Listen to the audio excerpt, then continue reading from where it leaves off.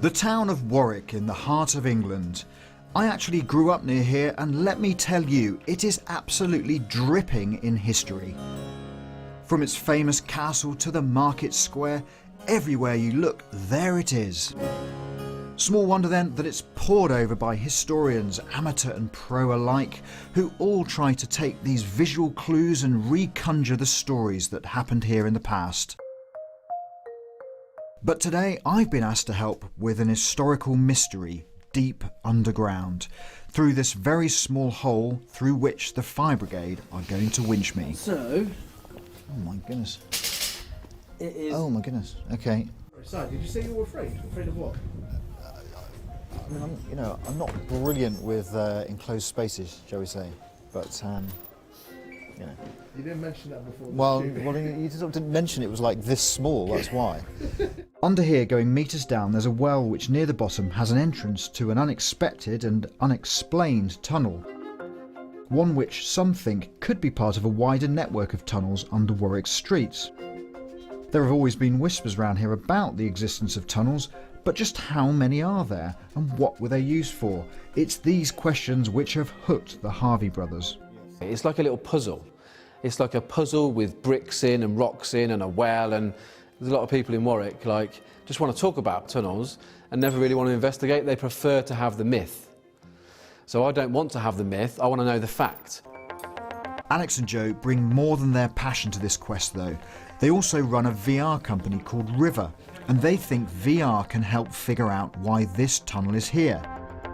The fire brigade can't always be on hand, and so today, after my safety briefing, I will be helping capture images from the tunnel to build up a photogrammetric 3D model of it. I'm in good hands, but Johnny, why you hands now? At the end of the day, you are being winched down a very small hole. There we go. All right. Alright.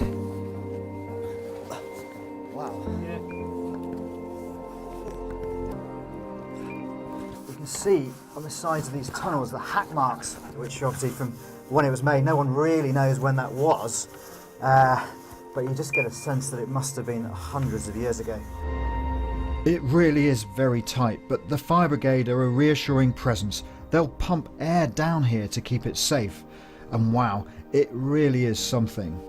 You imagine the effort it took to hack through all this sandstone. Whoever made these tunnels really wanted to do it, but nobody knows what they were for. This is the section I'm to take images of. It's really hard to pick up, but on the ceiling someone has used a burning candle to graffiti their name. 20 metres down the tunnel, it's blocked by rubble. It's so frustrating. Just what lies beyond? Some think it may lead to the church crypt just 100 metres away, but one local historian thinks there may have been a more prosaic use for it. I think we'd all like to believe and we'd all like to imagine that these are secret tunnels that connect a kind of murky underworld of residents from times gone by. I think the reality is traditionally that tunnels that have been discovered in and around Warwick have had a very functional purpose, and that's principally as culverts to move waste, to move water out of the town, out of the roads, out of houses, into wells and into waste. Whoa.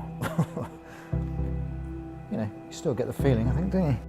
The next day, I'm checking out my work at the VR studio. It really does feel like I'm back underground. It's a very lifelike experience. And there's that graffiti we couldn't see yesterday. You can see on the roof here the graffiti that was made by candlelight. It says, "O Tibbets, 1894. Could this really just be a waste tunnel? Well, our historian has never been down himself, but now it's been scanned, he can. Aaron, what do you make of it? Yeah, so my first impressions really of seeing it is of course the two different types of construction in here. I find it quite interesting. Of course, up above we've got this red brick. Large parts of Warwick were completely gutted by fire in 1694-95. So, this would certainly correlate to this being built maybe when the houses up above were demolished and rebuilt after the fire. But of course, what really interests me is down below this sandstone tunnel, because this looks like it's been really carved quite aggressively and quite vigorously into the rock. Oh, and if this is just a waste tunnel, why is it so big? Do you know what? It's a very, very good question. I mean, my instinct before coming down here was that it was carved quite large, because of course people would be coming down here, you know, so they're not going to kind of crawl around carving. They'll need space to really kind of chip in. It's far larger than I'd expected, and I think that does question whether this was solely, and indeed originally, only for waste. So the mystery continues, but the Harvey brothers are in this for the long game. I see this project going on quite a long time. I feel like I couldn't really put it to bed until we've scanned the whole of Warwick, above and below ground. It's fascinating seeing the correlation, for me, fascinating when I see the models where you see the tunnel underneath the ground, and now we can determine where the buildings on top of ground are in relation to the below ground. Alex and Joe are already using their VR tunnel to bring history alive for local school children. Still, for some, VR can never quite beat the real thing. That is a tourist attraction, isn't it? Yeah. I can see people doing that. There you go.